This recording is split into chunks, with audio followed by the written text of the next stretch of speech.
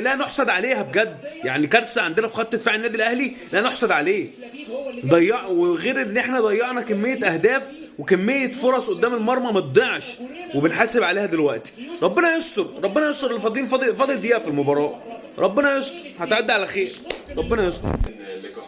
انت عندك نسبة الاستحواذ، عندك كل حاجة، يعني انت اللي ماسك الكرة بالطول والعرض، وعندك يعني انت اللي مسيطر على الكرة، وانت اللي مسيطر على مجريات المباراة بكل شتى الطرق. يعني انت مسيطر على المباراة بكل حاجة، ما عندكش ولا كلمة تتكلم فيها. لكن بنشوف منظر بذيء، بنشوف طريقه مستفزه، بنشوف استهتار ورعونه من بعض اللعيبه امام المرمى.